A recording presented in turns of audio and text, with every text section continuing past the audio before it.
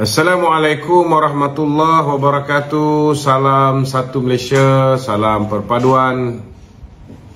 Kita ke udara pada malam ini untuk membicarakan isu-isu semasa. Banyak soalan yang telah pun disediakan, dan malam ni kita akan mulakan dengan mengupas kenyataan yang dikeluarkan oleh saudara Khairi Jamaluddin yang sebelum ini mengatakan bahawa BN akan bungkus di ke-6 buah negeri. Maknanya dalam arti kata lain, beliau mengatakan bahawa peluang untuk gandingan di antara Barisan Nasional, Kerajaan Perpaduan untuk memenangi di 6 buah negeri ini tidak mungkin akan dapat berjaya, dan beliau menjangkakan BN hanya akan memenangi 2 atau 3 kerusi saja. Tetapi hari ini beliau telah mengeluarkan kenyataan mengatakan bahawa beliau akan bertanding di Selangor. Dia akan bertanding di Selangor dan bukan di Negeri Sembilan, tuan-tuan. Ini jelas membuktikan, saudara, bahawa apa yang beliau ungkapkan sebelum ini, bahawa BN akan kalah, Kerajaan Perpaduan ini akan kalah di kesemua 6 negeri, beliau sendiri pun tak yakin, kerana ternyata beliau menipu diri sendiri, tuan-tuan. Kenapa saya kata beliau menipu diri sendiri, cuba meyakinkan diri sendiri dengan penipuan yang dia buat? Kerana kalau guna otak yang waras, tuan-tuan, ketika BN bertanding bersendirian, daripada 8 kerusi parlimen di Negeri Sembilan, BN berjaya memenangi 5 kursi. Hanya 3 kursi BN tak menang, tuan-tuan. Terutamanya di kawasan-kawasan yang bukan Melayu, macam Seremban. Ini parlimen-parlimen yang di AP menang, takkanlah BN boleh menang kat situ, sebab UMNO tak bertanding di situ, saudara. Dan parti komponen kita yang lain yang menentang DAP gagal untuk menarik sokongan masyarakat bukan Melayu khususnya. Jadi saya nak beritahu dengan tuan-tuan, ini jelas membuktikan bahawa Khairi Jamaluddin yang mengeluarkan kenyataan mengatakan bahawa BN dan Kerajaan Perpaduan akan bungkus di ke-6 buah negeri ini, saudara, adalah satu kenyataan yang menipu diri sendiri. Itu sebabnya walaupun family dia orang Negeri Sembilan dan sebagainya, beliau tidak mau bertanding di Negeri Sembilan. Kalau nak ikutkan, patut dia bertandinglah atas tiket Perikatan Nasional di Negeri Sembilan dan menjadi Menteri Besar di Negeri Sembilan. Dia kalau bertanding DUN ni, tuan-tuan, dia tak akan bertanding hanya untuk menjadi wakil rakyat biasa. Dia akan bertanding sekiranya dia yakin dia boleh menjadi Menteri Besar. Patut dia bagilah norma tu untuk menjadi Menteri Besar dekat Selangor. Tetapi dia mengambil keputusan untuk bertanding di Negeri Selangor, bukan di Negeri Sembilan. Itu je jelas menunjukkan bahawa potensi untuk Kerajaan Perpaduan memenangi Negeri Sembilan, belum cerita lain ni. Kalau ikut saya ni, saudara, saya boleh jamin dengan tuan-tuan, Negeri Sembilan, Negeri Selangor dan Pulau Pinang confirm Kerajaan Perpaduan akan menang dengan mudah. Sebabnya, tuan-tuan, contohnya Negeri Sembilan tadi. Negeri Sembilan ni, saudara, BN memenangi 5 daripada 8 kursi. Dan yang contohnya macam Seremban, itu dimenangi oleh DAP. Kalau kita bersendirian pun kita boleh menang 5 daripada 8 kursi. Apatah lagi selepas ini gandingan antara undi yang diperolehi oleh Barisan Nasional dicampurkan dengan undi Pakatan Harapan, yang mendapat sokongan lebih kurang 97 hingga 98% masyarakat Tionghoa, dan juga mendapat sokongan majoriti masyarakat bukan Melayu yang lain. Jadi itu sebabnya, saudara, ini memberikan gambaran yang jelas bahawa Khairi Jamaluddin tidak berani tuan-tuan untuk bertanding di tempatnya sendiri, iaitu di Negeri Sembilan. Saya tak nampaklah Muhyiddin Yassin tak boleh memberikan beliau kursi. Tak kira lah nak bertanding ni, dia nak masuk bersatu ke, dia nak masuk PAS ke, nak jadi Mursyidul Am PAS pun saya rasa PAS tak ada masalah nak bagi laluan kepada Khairi Jamaluddin. Tetapi bila dia tak berani untuk bertanding di sana, kalau itu hari pilihan raya, dia boleh kata dia terpaksa bagi laluan kepada Tok Mat, kerana Tok Mat ialah ketua UMNO bahagian, tetapi kalau dia bukan lagi bersama dengan UMNO, dia tak ada masalah. Dia nak lawan Tok Mat dekat rantau pun boleh. Tapi saya tak fikirlah Tok Mat akan mengekalkan kursi rantau. Dia dah jadi ahli parlimen, dah jadi menteri pertahanan, kan. Tentu dia nak letak orang lain untuk bertanding di rantau. Tetapi saudara, kedudukan terkini Khairi Jamaluddin yang nak bertanding di Selangor ini jelas menunjukkan bahawa kenyataan yang beliau keluar mengatakan bahawa BN dan Kerajaan Perpaduan akan kalah 6-0, akan bungkus di 6 buah negeri, adalah satu cerita tahyul yang dia sendiri tidak percaya. Itu sebab dia tak nak bertanding di Negeri Sembilan, tuan-tuan. Itu mukadimah saya pada malam ini. Saya yakin banyak persoalan-persoalan yang boleh dibangkitkan berdasarkan tajuk kita pada malam ni. Tuan-tuan yang ada sebarang soalan, boleh ajukan soalan tuan-tuan di talian 011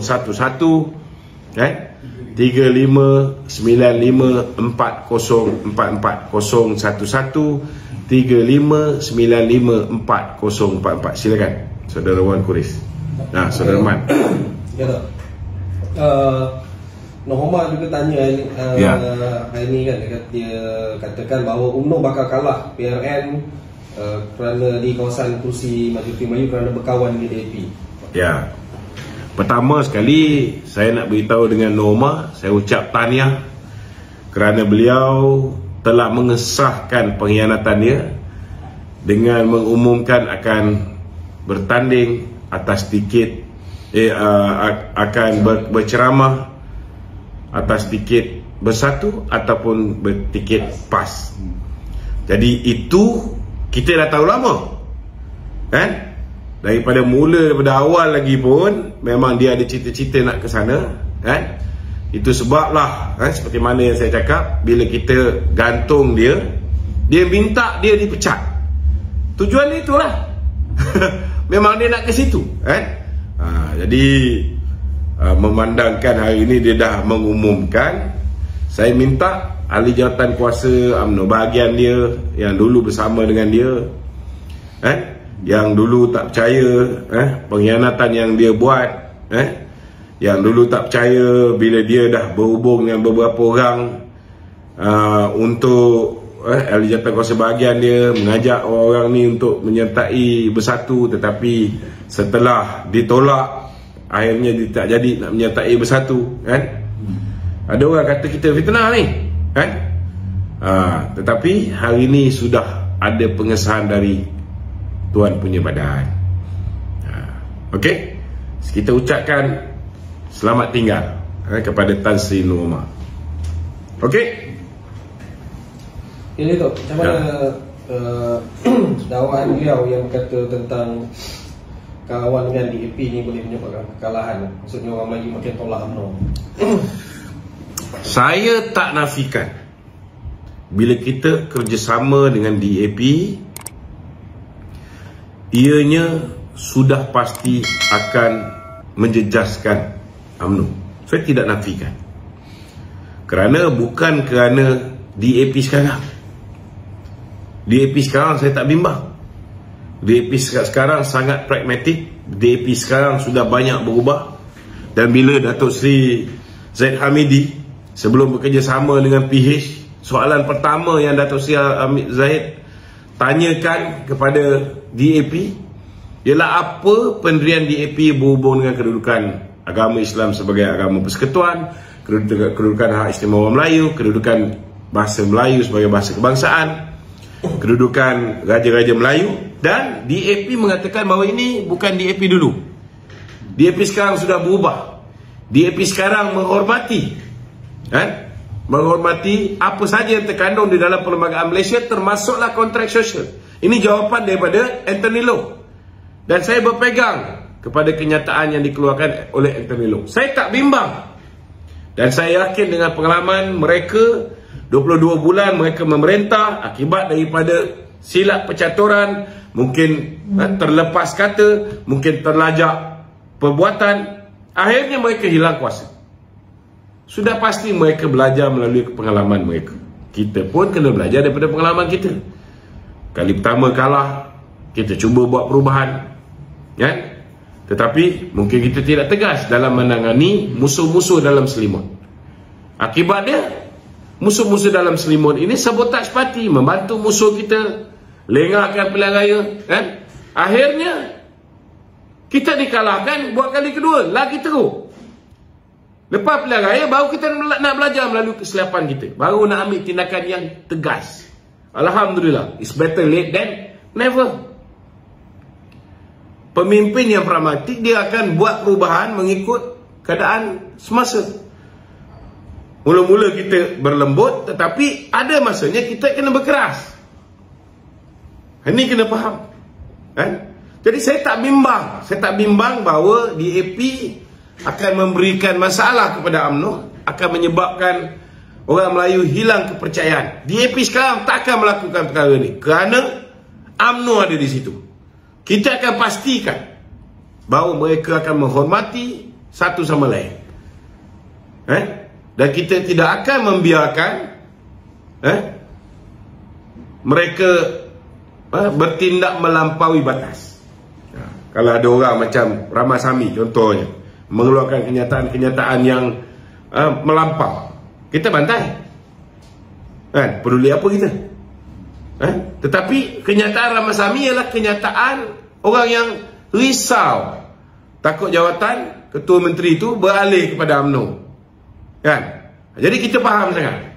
Jadi jangan anggap kenyataan Ramasamy yang mengeluarkan kenyataan-kenyataan mengutuk Presiden UMNO adalah kenyataan DAP. Tidak, itu tidak mewakili. Yang saya bimbang ialah kerana dah terlalu lama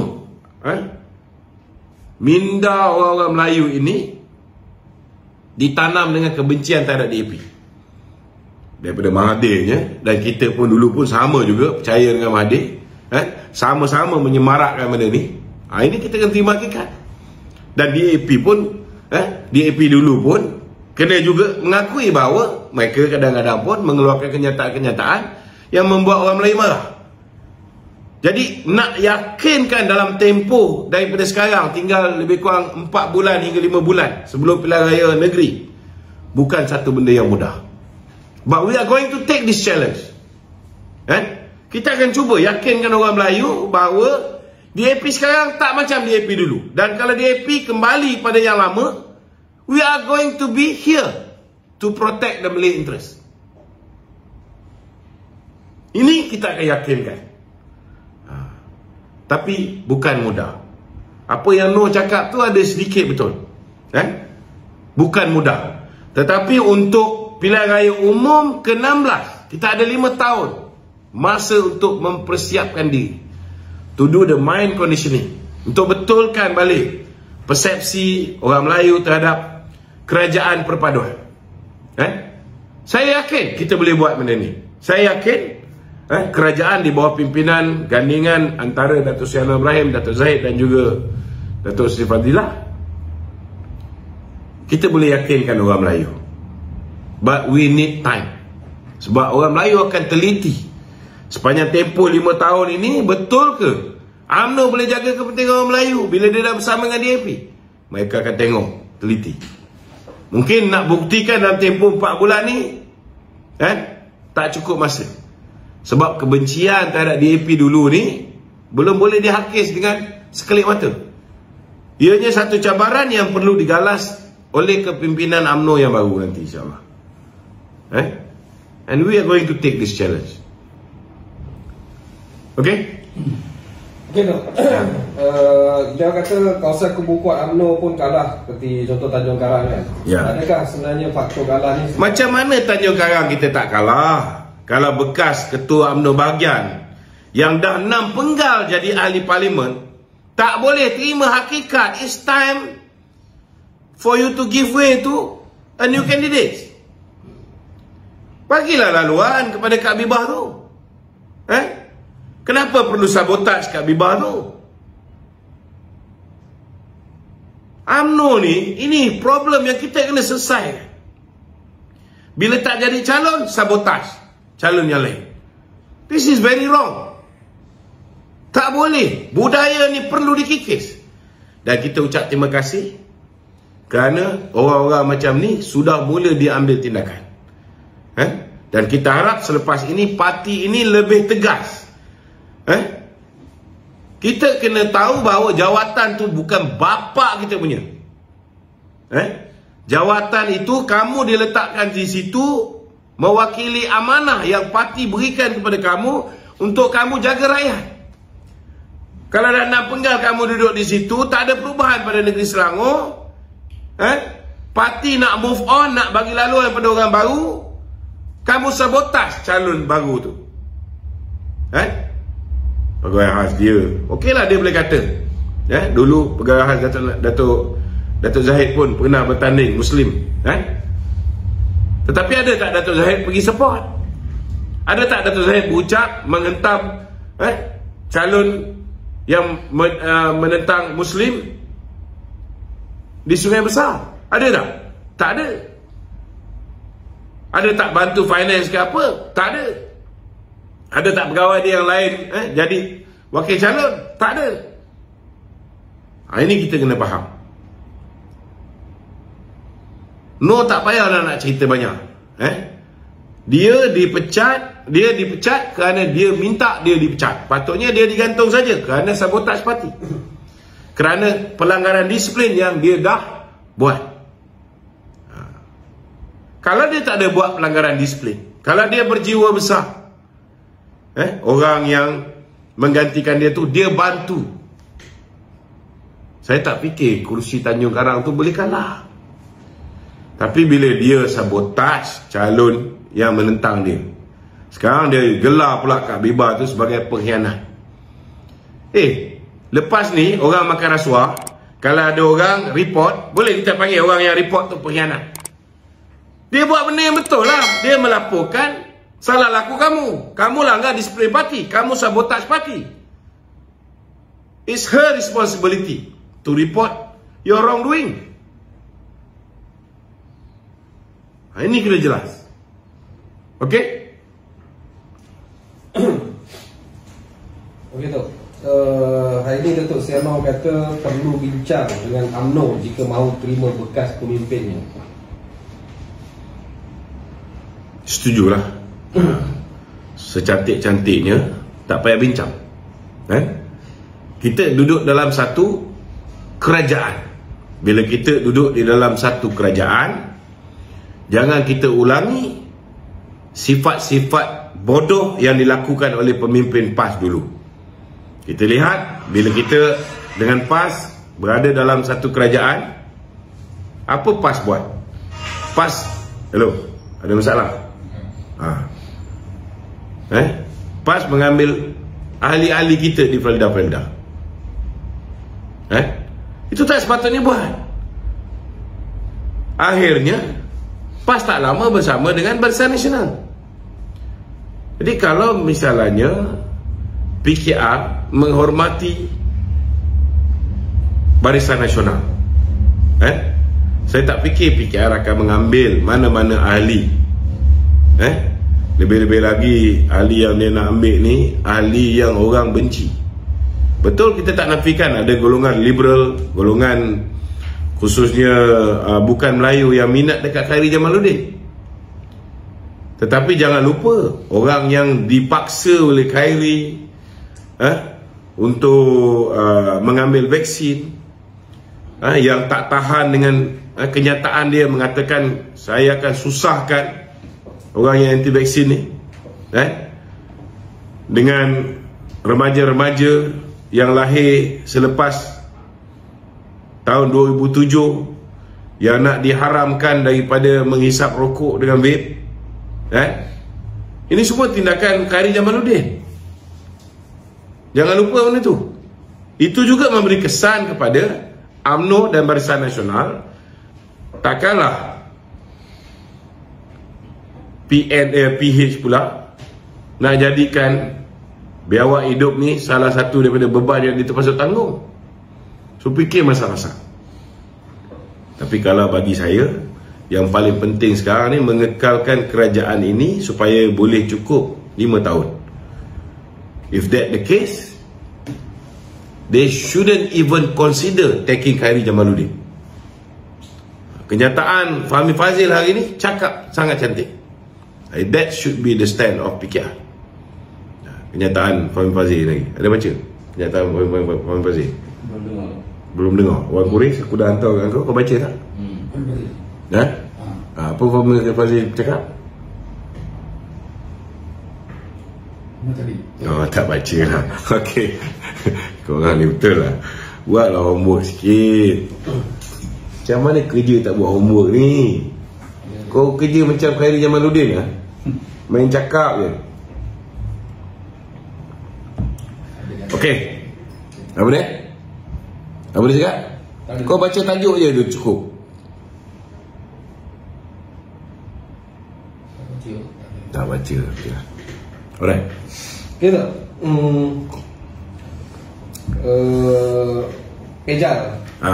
Pejar. Pejar. Beliau kata pemimpin parti Bersatu tidak perlu mengumumkan secara terperinci semua ruang yang diterima Bersatu sehingga membawa kepada pembukaan akaun itu. Bila time dia bekukan akaun kita, walaupun dulu 2012 NKRI rasuah, kerajaan cuba nak buat satu undang-undang di mana setiap parti politik dan individu politik mesti declare, pada ketika itu tidak ada orang yang setuju kecuali Perdana Menteri daripada UMNO dan Timbalan Perdana Menteri daripada UMNO, Tetapi bila Datuk Seri Najib terima dana daripada Saudi, dia orang pertikaikan, padahal memang tidak ada undang-undang yang mengatakan perlu dideclare. Persoalan dia hari ini, duit yang mereka perolehi ini, duit mereka perolehi ini digunakan untuk merasuah pengundi secara besar-besaran seluruh negara. Dan ini menimbulkan tanda tanya bagaimana sebuah parti kecil yang baru setahun jagung ditubuhkan mempunyai dana yang luar biasa. Amat mustahil ianya hanya daripada sumbangan tanpa sebarang timbal balas terhadap orang yang menyumbang. Dan lebih-lebih lagi, kita tahu bahawa sepanjang tempoh darurat 600 bilion dibelanjakan. Dan selepas siasatan pihak SPRM mendapati daripada 600 bilion ini, walaupun duit KWSP pun mereka boleh salah guna dan boleh dapat habuan daripada perbelanjaan tersebut, tetapi ada 92.5 bilion yang memang perbelanjaan kerajaan, yang mana hari ini Adam Radlan, orang kanan Tan Sri Muhyiddin Yassin, dan juga orang kanan kepada menantu dia, sudah pun mengakui bahawa dia collect bagi pihak Bersatu 3 hingga 5% untuk projek-projek dari nego antara 50 hingga 500 juta. So, hari ini bila dah jadi kes SPRM, bila SPRM dah siasat rasuah yang diterima, dah dapat pun 10 orang kontraktor, dan rasuah yang diberi, maka suka tak suka dia kena declare di dalam mahkamah nanti. Memang tidak ada peruntukan undang-undang yang mengatakan bahawa dana politik perlu diisytihar. Memang tak perlu. Tapi kalau dah jadi kes nanti, bila dah jadi kluster mahkamah, dah jadi turun naik mahkamah, suka tak suka, dia kena declare dari mana dia dapat duit itu. Peja kena faham dah ni. Kan? Sama jugalah, dari mana Peja boleh jadi kaya raya. Kan? Adakah daripada konsesi-konsesi pasir yang dia luluskan ketika dia menjadi Menteri Besar di Perak. Benda tu dia kena declare. Kuari-kuari semua sekali. Jangan lupa balak dan sebagainya. Itu belum masuk lagi bab dia. Jangan lupa ketua penerangan yang dok cakap banyak ni pun ada juga kes. Semua menunggu masa je. Nunggu masa. Cuma nasib dia baik, sampai bulan 3 ni mungkin dia selamat. Sebab orang dia yang duduk di Jabatan Peguam Negara. Selepas bulan 3, siapa nak selamatkan kamu? Kena beringat lah. Ini hari bolehlah dia angkat muka, hari ni bolehlah dia mendabik dada. Betul tak? Selepas bulan 3 macam mana? Okey? Itu apa komen Datuk tentang pemotongan peruntukan kepada ahli parlimen? Peruntukan sebelum ni 3.8 juta ringgit kepada setiap ahli parlimen. Sekarang ni tinggal 1.3. 1.3 ke 1.3? 1.3 kan? 1.3. Yalah, kita nak buat macam mana Tetapi kerajaan berjanji bahawa penurunan ini tidak akan melibatkan keperluan rakyat. Mungkin dari segi projek untuk pembangunan tak boleh buat banyak macam dululah, kan? Nak repair jalan apa semua mungkin kurang, tapi perkara-perkara berkaitan dengan kebajikan rakyat, kan? Contohnya untuk bantuan-bantuan kepada orang miskin, dan ada masalah-masalah kesihatan dan sebagainya, yang ini insya-Allah tidak akan diabaikan oleh kerajaan. Kita kena faham, kerajaan hari ini mewarisi sebuah kerajaan yang hutang dia meningkat mendadak daripada 686.8 bilion, hari ini sudah double. BN dulu memerintah 62 tahun baru dapat hutang 686 bilion. Dan sebelum pilihan raya turun lagi. Suku pertama 2018 tu dah tinggal 48%. 686 tu lebih kurang 50.8% daripada GDP kita. Tapi bila suku pertama tu dah turun lagi, dah tinggal 48% daripada GDP. Tapi lepas bagi Kak Mahathir, lepas bagi Kak Muhyiddin, hancur. Hutang meningkat dengan amat dahsyat. Jadi hari ni saya cakap terus terang, sebelum pilihan raya pun kita dah cakap, siapa pun jadi kerajaan selepas pilihan raya umum ke-15, it's not going to be easy, because kita mewarisi sebuah kerajaan yang sudah berhadapan dengan masalah kewangan yang amat dahsyat. Tapi kita harap kerajaan di bawah pimpinan Datuk Seri Anwar Ibrahim ini akan mencari solusi bagaimana nak diversify our source of income. Penting, kena fikirkan. Kalau kita rasa GST ni kalau dilaksanakan sekarang boleh membebankan lagi rakyat apa semua, kita perlu tangguh, kita tangguh dulu sehingga keadaan tenang, keadaan sudah cukup kondusif untuk melaksanakan GST. Tetapi kita tak boleh tangguh mencari kaedah-kaedah lain untuk mendapatkan pendapatan bagi negara.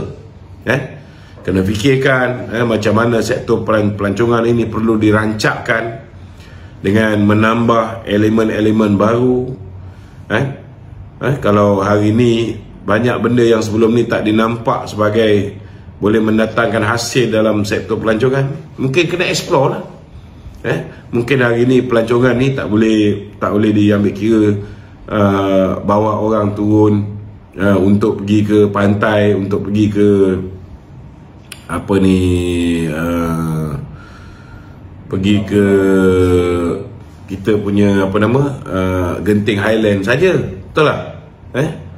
Kena explore benda lain yang boleh menyebabkan orang datang ke sini? Konsert. Buat konsert ke, ataupun buat event-event besar berkaitan dengan motor show ke, buat event besar macam apa ni,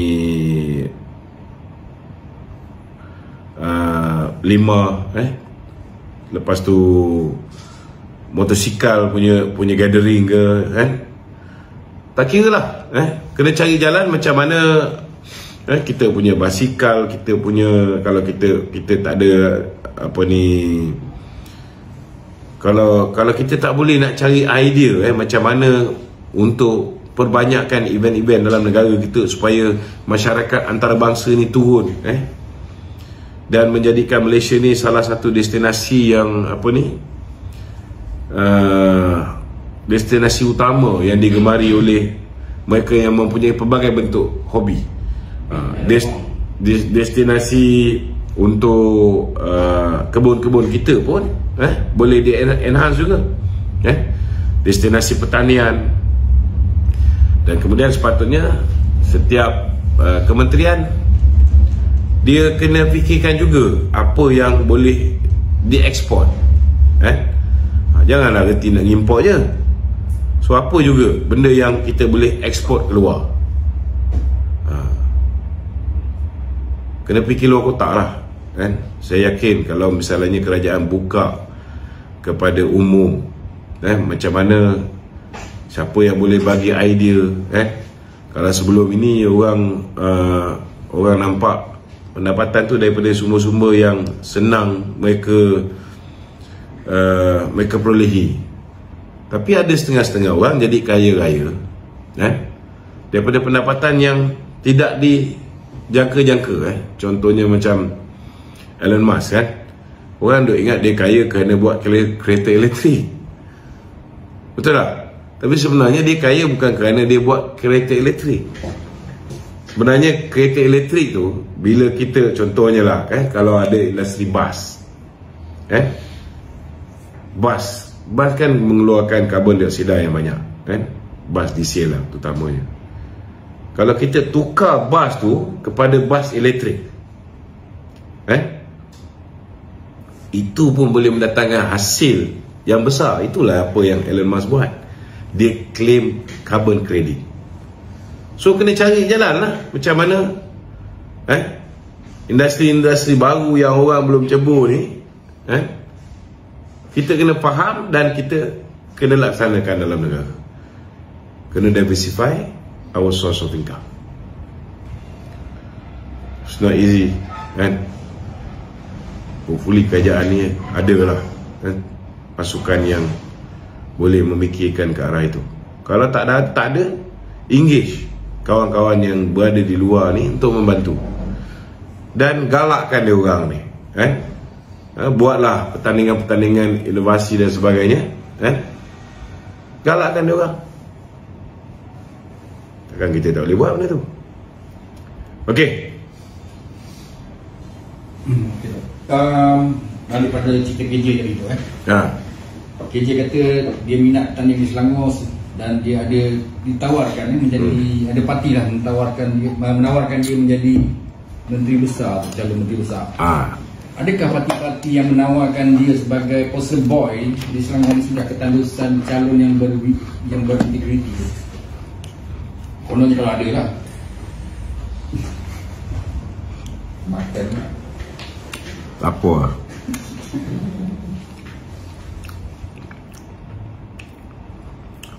Aku kalau budak KJ tu cakap daripada 10, 11 aku tak percaya. So simple lah, declare lah parti mana yang berani offer dia. Betul. Bodoh sangat parti lah. Declare parti mana yang berani offer dia. Takut parti Bray Bali yang offer dia. Aku pun boleh cakap parti Putra offer aku jadi menteri besar, tapi boleh menang tak parti Putra tu? Kan? So tanya dia balik lah, parti mana yang offer dia, kan? Yang pasal kenyataan Fahmi tadi tu, kita nak ulas sikit lah. Okay, apa signifikan yang mengatakan bahawa Fahmi kata tanpa KJ, tanpa Norma ni Selangor UMNO boleh menang? Banyak. Betul lah. Betul lah. Kalau tanpa Norma, orang akan lihat bahawa UMNO dah ready to move on untuk meletakkan kandidat baru. Sebab kita dah tak bawa lagi dinosaur ni. Orang yang orang dah menyampah dah. Dan 6 penggal jadi ahli parlimen. Masih nak jadi ahli parlimen lagi. Sebelum ada bunyi. So okey lah. Tapi kalau masih letak Norma sebagai pengurusi perhubungan negeri Selangor, apa signal kita nak bagi pada rakyat Selangor? Do you expect to get different result by putting the same person in charge for Selangor? No way. So biarlah, kita dah rehatkan Norma, kita bagi laluan kepada muka baru untuk handle Selangor. Kita tengok lepas ni di bawah kepimpinan Datuk Megat, berganding dengan kepimpinan pemimpin PKR Selangor, Datuk Seri Amiruddin. Sudah pastilah dengan keadaan Selangor ini merupakan kawasan marginal, kawasan yang jumlah pengundi bukan Melayu ni sangat signifikan, jumlah dia tinggi. Jadi kalau UMNO hanya mengharapkan undi Melayu tanpa undi bukan Melayu, macam mana kita nak menang banyak kursi? Jadi apa yang YB Fahmi Fadzil cakap tu betul. UMNO mempunyai potensi untuk menang dengan lebih cerah tanpa manusia bernama Norma dan tanpa manusia bernama Khairi Jamaluddin, yang orang-orang yang kena seksa dengan dia ni cukup marah. Orang muda yang takut selepas ini, siapa yang lahir 2007, dia nak buat generation end game. Tak boleh lagi isap rokok, tak boleh lagi isap vape. Takkan gila tu? Ada negara cuba ban rokok, tapi dia bagilah alternatif. Orang tu boleh isap vape. Ini dua-dua dia nak haramkan. Takkan haram jadah namanya tu. Kalau dia tak isap rokok ataupun tak isap sigar ataupun tak isap benda-benda lain, aku boleh terima, bro. Kan? Ini kita pun tahu apa yang dia isap. Lagi hebat daripada orang lain.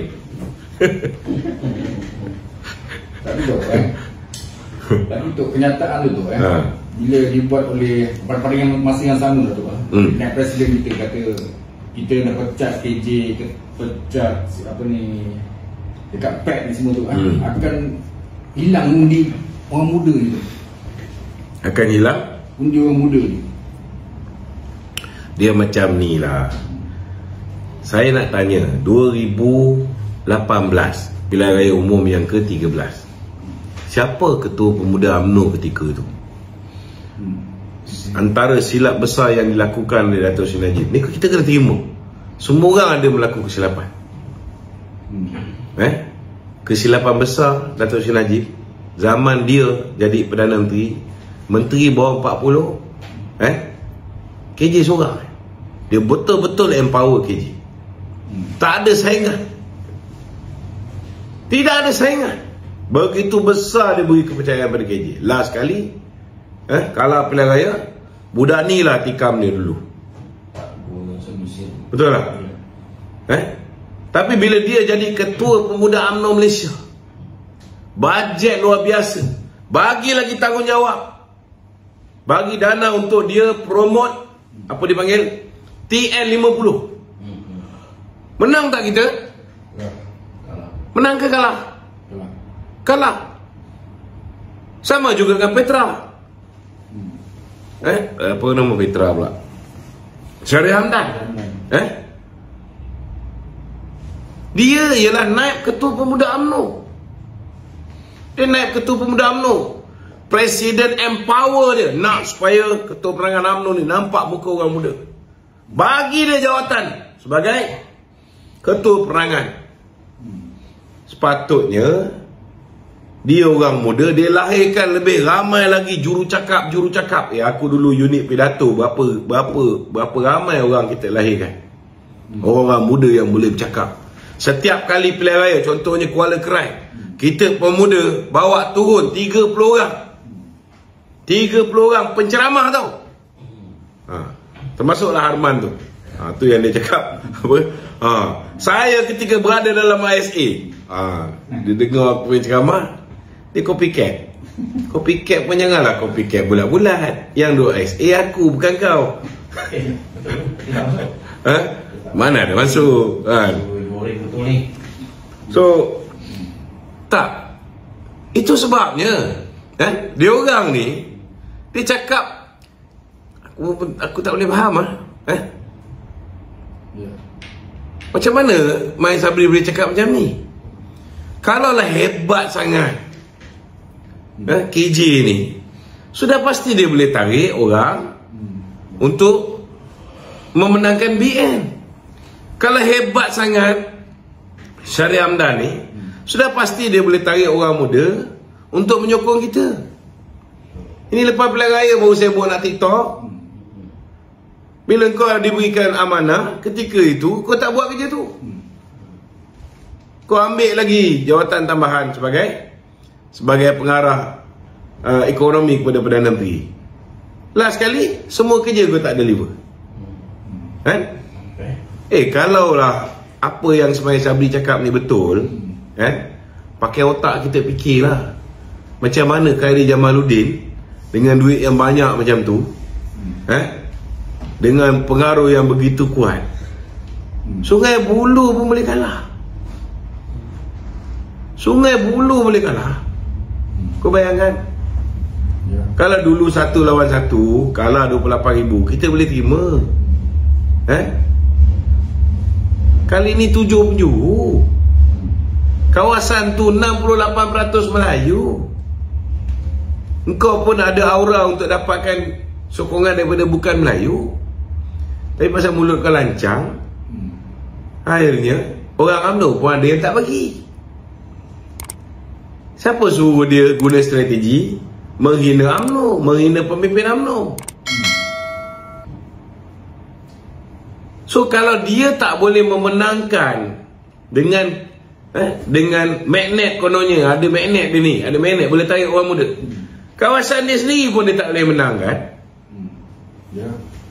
Syaril pun kita letak di kawasan yang selamat dekat Alur Raja. Dulu dah letak kat Kuala Langat, tak servis. Lebih popular si Xavier Jayakumar, Datuk Seri Zahid bagi tempat yang selamat pun tak menang. Magnet apa? Itu yang Datuk Fuad Zakasi cakap tu betul. Kalaulah apa yang Mai Sabri ni cakap betul, bahawa KJ ni boleh tarik orang muda, yang kau jadi poster boy buat apa? Bagilah KJ jadi poster boy, kan? Tall, dark and handsome. Aku nak tengok berapa ramai yang akan undi parti dia. Letaklah. Kenapa dia berdegil nak jadi poster boy? Bagilah KJ jadi poster boy. Tak ada pula dia cakap ketika tu. Betul tak? Ini Mai Sabri ni saya tak faham. Saya betul-betul tak faham. Kalau nak pencen, buat cara pencen.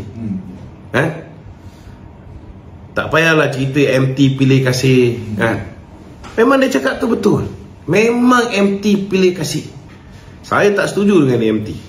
Sebab bila parti putuskan, MT putuskan supaya dia dan kawan-kawan dalam kerajaan tarik diri daripada menyokong Muhyiddin, ada dia ni tak? Ada dia tarik? Dia tak tarik. Dia ingkar arahan MT. Tapi ada tak MT ambil tindakan terhadap dia? Tak ambil. Tak ambil. Betul tak? Memanglah MT pilih kasih. Bila aku, cepat je pecat. Betul tak? Betul. Bila dia ada tanda tangan perjanjian sulh, MT tanya, ada tak perjanjian? Dia kata tak ada. Sekarang dah terbukti ada. Tapi ada tak MT ambil tindakan terhadap Ismail Sabri? Ada? Tak ada. Masih sayang dia. Pilih kasih lah tu. Betul lah apa yang Ismail Sabri cakap. MT pilih kasih. Dia di parlimen tu. Pilih dia tu. Hishamuddin Tun Hussein pun ahli parlimen juga. Hari ni nak beritahu ni hari ni. Dia boleh keluar dia berbincang dalam TikTok bersama dengan pemimpin PAS, calon PAS. Dia sekali dengan Syafiq yang murtad tu. Apa? Syafiq apa nama? Syafiq Alim. Yang murtad dulu. Yang dalam live dia istiharkan dia keluar daripada agama Islam. Tapi banyak juga yang bangang masih lagi dengar cakap orang murtad ni. Aku pun tak faham. Kalau agama dia pun dia boleh tukar. Parti dia dulu UMNO dia masuk Bersatu tu tak apa lah, kan? Ini parti, ini agama pun dia boleh keluar. Dia boleh isytihar dalam live dia. Ismail Sabri boleh puji pula. Dia boleh puji. Dia kata apa? Dia kata kita memang perlukan pencerahan daripada geng-geng TikTokers macam ni. Aku tak tahulah sama ada dia bebal sangat tak sedar bahawa itu orang Bersatu, itu orang PAS, geng-geng belah sana. Takkanlah kau tak buat homework, budak perempuan yang mengatur benda tu, takkan tak beritahu ini orang Bersatu, orang PAS. Engkau naik Presiden UMNO, you should be doing that job. You yang sepatutnya buat kerja-kerja memberikan penerangan kepada rakyat, memperjelaskan. Tetapi apa yang dia buat? Hari ini kenyataan-kenyataan yang dia keluar mengelirukan lagi kaum B. Ini yang berlaku. Dia boleh puji pula musuh kita. So dia sebenarnya di mana? Dia dengan kita ke? Dia dah pergi belah sana. Kalau alang-alang nak pergi belah sana, pergilah. Tinggalkan UMNO. Jangan jadi gunting dalam lipatan. Pilih. Nak ke sini ke nak ke sana. Kalau lebih selesa bersama dengan Bersatu, bersama dengan PAS, pergilah. Pergi. Tinggalkan kursi tu. Kau menang di Bera tu atas tiket Barisan Nasional. Pergi. Tapi kalau nak pencen, buat cara pencen. Bila dia nak pencen, dia cakap dia nak pencen, kita pun tak tegur dia. Kita pun tutup mata, sebelah mata. Sebab kita ingat dia betul-betul nak pencen.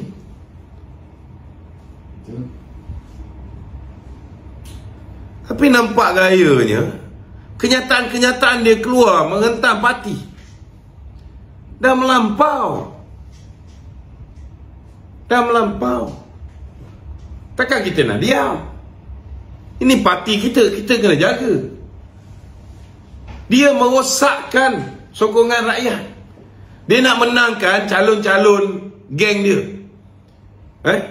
Dia nak menangkan calon-calon yang pro dia. Kita faham. Dia nak pastikan bahawa ketiga-tiga naik presiden ni tim dia.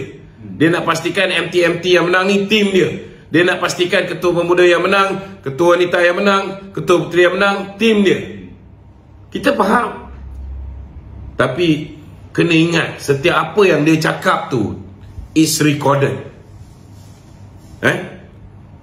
Dia ingat dia bersembang dengan 5-6 orang, dengan geng-geng PAS, dengan Bersatu ni orang tak tahu. Tetapi orang rakam benda tu, orang dah viralkan. Dan ini berpuluh tahun orang akan ingat apa yang dia buat. Ketika dia masih lagi berada dalam UMNO, dia dah khianat UMNO. Orang ingat benda ni. Dia puji orang yang nak benamkan UMNO. Macam mana? Engkau naik presiden kanan, kau naik presiden bekas Perdana Menteri. Kau jadi Perdana Menteri bukan wakil Bersatu, kau wakil UMNO. Setiap tindakan kamu memberi kesan negatif kepada BN juga. Betul.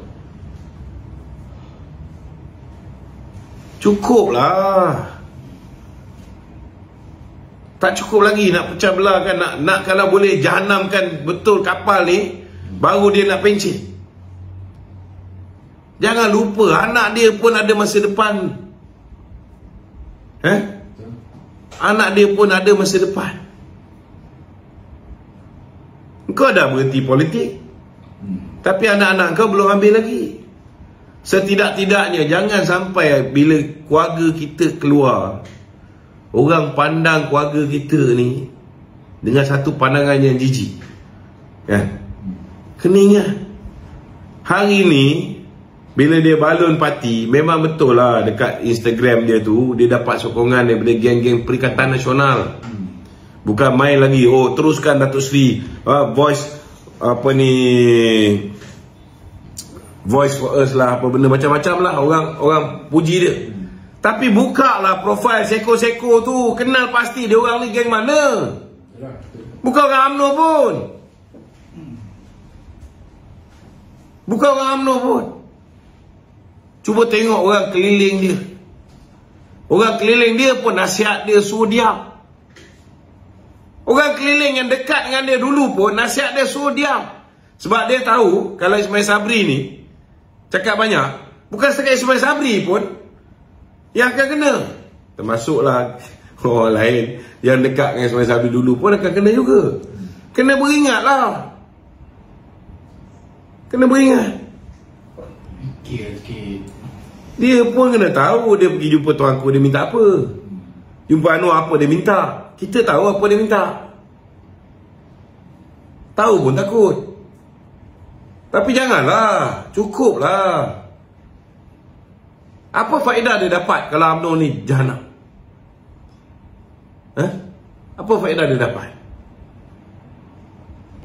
Betul, kalau 3 orang naik presiden ni, ataupun kalau dia bertanding balik, dia jadi naik presiden nombor 1 lah, contohnya lah. Kalau ada lah yang bengap sangat, bagi lagi dia orang ni semua menguasai UMNO. Kemudian dia berjaya singkirkan Datuk Zahid, berjaya singkirkan Tok Mat. Mungkin worst case scenario, bersatu pun kata tak apalah, kita bagi UMNO, janji kita dapat kerajaan, kita tak jadi kluster mahkamah. Mungkin dia jadi Perdana Menteri. Tapi apakah jadi pada masa depan UMNO? UMNO takkan nak tanding 26 kursi UMNO menang je? Takkan nak ambil daripada 18 kursi mungkin dapat 5 lagi? Boleh bertanding 3 bersatu. Habis yang lagi 160 UMNO bahagian ni nak buat apa? Tidur. Tutup bahagian. 74 kursi yang dimenangi oleh puak-puak PN, sampai mati UMNO takkan dapat. Jangan harap. So janganlah fikir tentang nak dapat jadi Perdana Menteri saja. Fikir pasal parti ni. Apa akan jadi pada parti ni kalau kita kerjasama dengan Perikatan Nasional? Kita sama-sama Parti Melayu yang kerja undi Melayu, yang bertanding di kawasan Melayu. DAP tak bertanding kawasan kita, bertanding. PKR pun banyak fokus di kawasan-kawasan Melayu bandar, yang nak rebut kawasan kita dan dah berjaya curi kawasan kita menggunakan duit, menggunakan fitnah ni, ialah Perikatan Nasional. Kau masih nak rampas parti ni, hanya nak bawa kita jadi keldai kepada Perikatan Nasional. Betul lah dia meletak kita sebagai Perdana Menteri. Tapi tengok, tanya dengan Ismail Sabri, bila dia jadi Perdana Menteri, baca balik perjanjian tu. Ni ramai orang tak tahu. Separuh daripada peruntukan Perdana Menteri pergi kepada Muhyiddin Yassin. Apa jadi peruntukan timbalan Perdana Menteri? Habis. Semua itu. Kau boleh perintah mengikut acuan kau sendiri? Tak boleh. Tak boleh. Banyak benda yang dia nak buat, dia tak boleh buat. Kita tak nafikan ada benda-benda yang dia tak dengar cakap Muhyiddin. Itu pun di hujung-hujung. Last kali Muhyiddin pun menyampaikan dia. Kita tahu.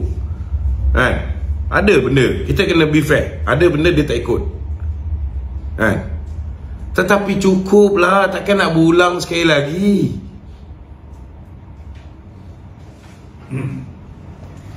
Okey, ada soalan ni? 12. Satu lagi. Okey, jalan. Okey tu, ini pasal PAS tu Pernyataan Nadia Awang tu. Kenapa dengan PAS? Dia kata tuduhan yang mengatakan PAS merasuah pengundi ketika pilihan raya adalah terlalu kecil tu berbanding dengan amalan sedekah yang tak bermusim dia buat tu. Macam mana? Dia kata orang yang mengatakan PAS merasuah pengundi ketika pilihan raya adalah terlalu kecil berbanding dengan amalan rasuah yang amalan bersedekah tu dia buat yang tak bermusim. Mana rasa sedekah tapi benda kalau nak kira dari segi sedekah ni, kau beritahu aku parti mana yang pernah bersedekah lebih banyak daripada Barisan Nasional?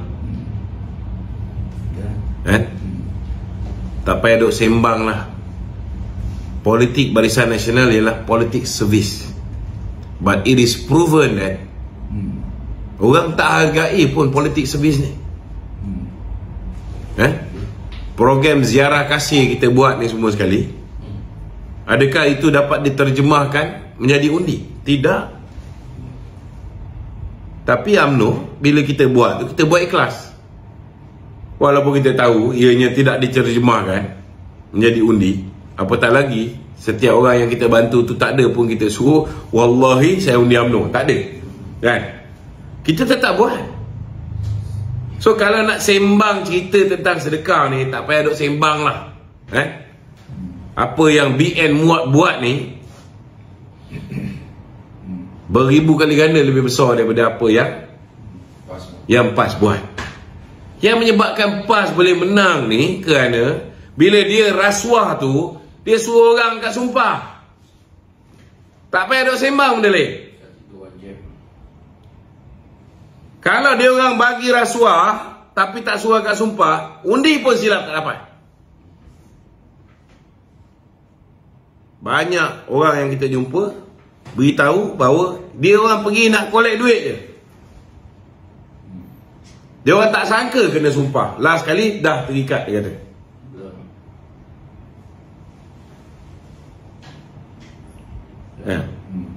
Tak payah duk sembang.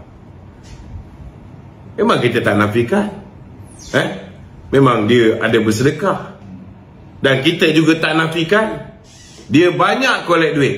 Tetapi daripada duit yang dia collect itu, berapa persen yang betul-betul sampai kepada golongan yang memerlukan? Ada kita kaji? Belum lagi kita kaji apa ni,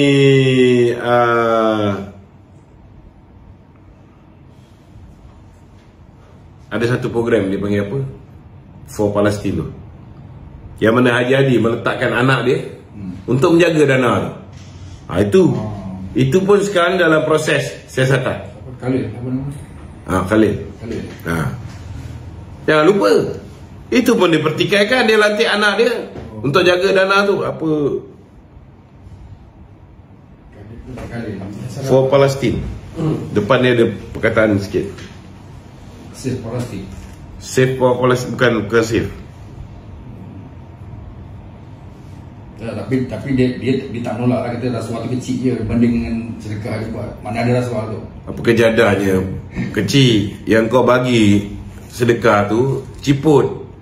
Yang kau bagi rasuah tu satu kepala, ada yang sampai RM600. Yang kau bagi dalam envelope pun 300.5.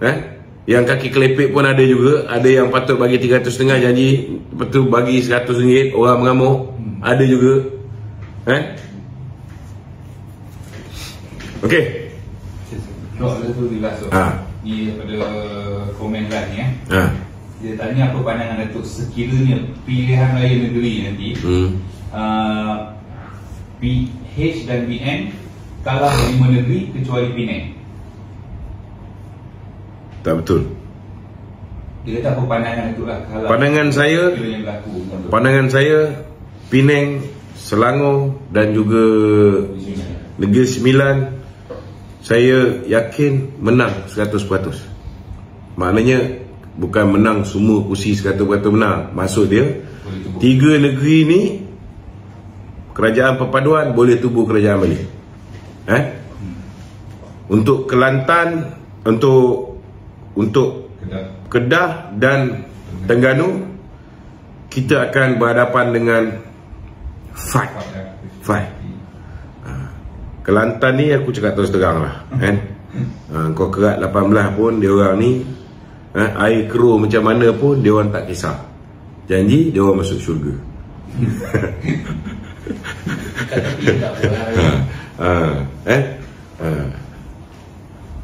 Sebab dia orang ni jenis yang mandi setiap pagi, dia mandi teh ais pun dia tak kisah.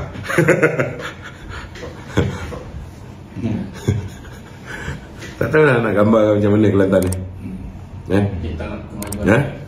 Dia tak kisah. Yang penting membangun bersama Islam. Memanglah balak kena rampas ke, air kotor ke, dia orang tak peduli. Okey? Ada lagi? Ada sejam. Ada doakan untuk mangsa-mangsa dekat Turki. Itulah, alhamdulillah lah kita masa berada di sana kita selamat, kan? Cuma kita doakan semoga 1,200 orang yang telah pun meninggal dunia ni akan ditempatkan bersama dengan orang-orang yang beriman. Al-Fatihah.